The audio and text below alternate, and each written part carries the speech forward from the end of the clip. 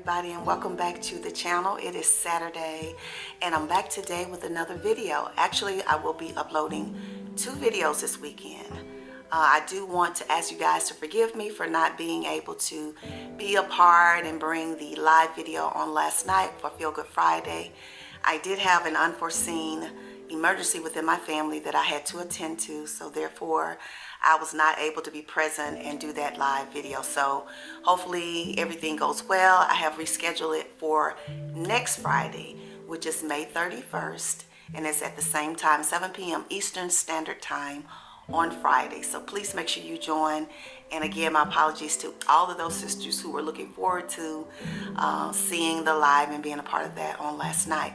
But I will be putting up 2 videos this weekend, and I'm actually recording them today, which is Saturday. So I hope you're having a wonderful day. It is Memorial Day weekend, so I have a long weekend, and I'm looking forward to all the rest and relaxation for this weekend. I've had long weeks and I'm very tired, and I kind of lounged this morning to around 10. So now I decided to get up and do some work. So today I'm going to bring this video to you. This is a video that I used to do every year. A lot of you all don't know that I lost my sister to domestic violence. She was unalived by her boyfriend, and it's been more than 37 years that she has departed this world. And I used to do a video years ago in support of domestic violence and bringing awareness to that. And so in tradition of that, I want to continue that. I had stopped for a number of years. So some things surfaced, and it just was on my heart to start that back up. And I'm hoping that someone special is watching this video today, and I hope that this will be encouraging for you. So today I want to talk about this, and a lot of people have different opinions on this, but I'm going to share my thoughts on it, and many therapists will agree, but some of you may not. But it just depends on the circumstances. And today the topic of this is confronting your past abuser and how it can help you to move forward in your life. And I think that is very important to do. Now, let me give you some disclaimers. If you were in a situation where you were running from your life and you're in hiding, or you feel afraid because of what may happen to you, is different. But a lot of times you got abusers out here who did it in hiding, where they were hiding from people and, you know, pretending like things wasn't happening. Or you may have had people in your life who did not believe you, so therefore that put a rift in your family. Or this person may have gone on with life now and tried to put that behind them, but you're stuck because of the trauma that it caused you. And I feel that sometimes in order to be able to move past trauma, you have to confront it and close that door. Sometimes we need closure there.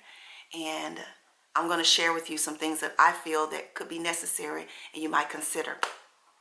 A lot of you all don't know, or some of you have been following me for a while and you've seen some of my videos, and a lot of you all know that I was a victim to violence through my mother's marriage. My mother married after divorcing my father, and I think I was around 10 years old when she married her husband. And around the age of 12, he became very abusive. Now, mind you, I had witnessed my mother have relationships after my father with men that were very abusive. So this was just a part of her, for whatever reasons. And when she married, he was very abusive. So as I got older, you know, my sisters and I had watched that for so many years. And so when I became around 15, you know, I was a little bit older and I was a little tired of it. So I started to try to intervene by coming between them whenever he would be violent, and asking him not to hit my mom, or trying to shield my mother and things of that nature. And in the process of that, he started abusing me. And I wasn't the only one. My sisters also were victims to this as well. The only person that wasn't was my brother, which was his child, biologically. My father, with my mother, she had 3 girls, and when my mother remarried, she had a son with my stepfather. So he was the only one that was not a victim to this abuse. So I do know that. I do know abuse, physical abuse. I do know verbal abuse from the hands of him. And I witnessed my mother go through this the majority of her life. And I also witnessed my sister go through that, my older sister, which ended her life because she was a victim to that. And so therefore I always want to show awareness and speak up about that because it's important. And sometimes abuse is not just a physical abuse. It could be a sexual abuse. It could be manipulation, and all of that. And so I have become a big advocate of speaking up for people who are going through any kind of violence, whether it's physical, mental, or emotional. And so therefore I'm going to incorporate that into part of my videos at least once or twice a year to bring awareness to this for young women or just women in general who may be in relationships where they're afraid and they have abusers who have been victimized them to the point of, like I said, sexual abuse, maybe physical abuse, mental and emotional abuse. If you are a victim to any of those things, then this may be something that will be helpful to you. A lot of us move on with life after we get out of these relationships and we find ourselves experiencing trauma because of not being able to deal with it, not having closure on it, not dealing with the effects that it had on us. And a lot of people go through life and then they become very destructive in nature, whether it is destruction with themselves or other people or even maybe their children. And sometimes this is subconscious. We're not even aware that we're dealing with these things and we need help. And so one of the things I feel that a lot of times don't happen is that we don't feel that we have closure. And sometimes it is something that can be done. If you're in a position where you can confront that abuser, whether you write a letter to that abuser, if that person is incarcerated, if you feel like you need to go visit that abuser so you can speak and say the things that you need to say. I think sometimes we are so ashamed of what happened to us that we just want to bury it and we don't want other people to know about it. So therefore we just keep it inside, and the only thing that does is cause self-harm. It causes you to be harmed mentally, emotionally, and sometimes physically.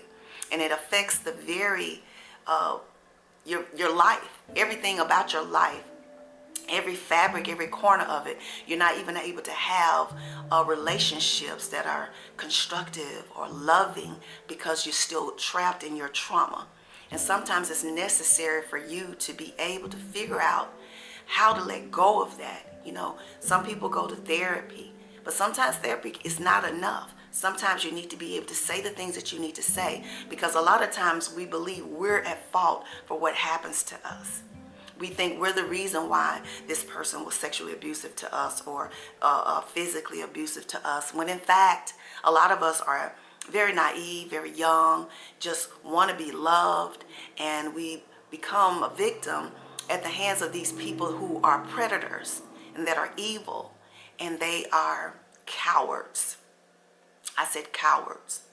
And sometimes, years go on and then their lives settle down and they're living their lives. Maybe they got married and got a whole nother family, or they're just traveling and having a great life.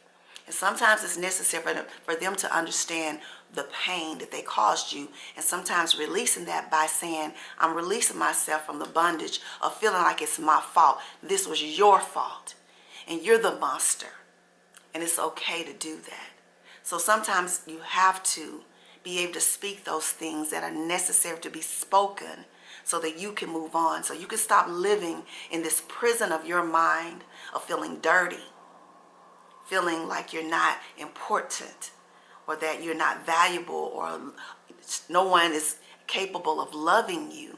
And you're not capable of loving yourself due to guilt. Due to guilt because of the things that happened to you. And maybe you were naive, even in this case that we see that is unfolding before us here on all the social media platforms with a well-known big mogul by the name of P. Diddy. You know, allegedly, I will use these words, but a lot of things have come to light. And a lot of people blame that young lady because she stayed in that relationship so long. And people don't understand, when you're young and you're naive and you feel powerless and you are afraid, they don't know how to move. They don't know how to get out of those situations. And especially if you feel like you don't have anyone that you can go to, anyone you can talk to, and especially when that person is powerful and they know everybody around you, and they feel like everybody would support that person, or like in this case, allegedly, a lot of people turned a blind eye to things that was happening in front of them. Those people are at fault as well. And we have to stop allowing that to just settle in the dust and act as if it's okay because it was years ago.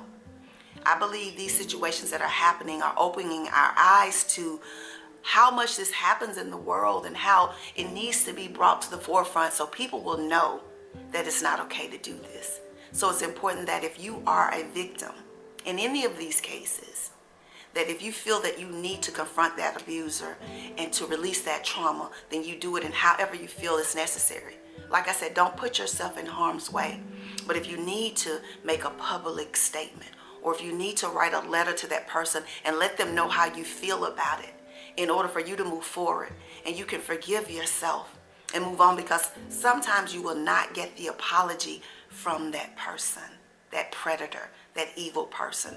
Sometimes they won't even admit that they did anything wrong, especially if they know that it can bring trouble to their homes and to their lives.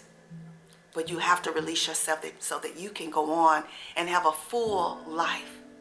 Will you ever be able to just say, I put it to rest and forget it? Maybe not, but it may open the door for you to feel free, to be able to live and to be healthy again. So I thought it was important for me to bring this in honor of my sister who lost her life fighting for her life at the hands of her abuser. And to all those young ladies, or just women in general, and some men who are victims, please don't be afraid to speak up. Don't be afraid to go to someone and to share your thoughts and to get help, to seek help in whatever way you need to. You don't have to be a victim for the rest of your life. A victim at the hands of someone, or a victim in your mind. And I just wanted to share that today. So thank you all for watching today. If you're new, please think about subscribing and become a part of the sisterhood. And if you are a returning visitor or subscriber, thank you for joining me. And I look forward to seeing you all again real soon in another video. Have a wonderful weekend. Thank you so much for watching. Peace.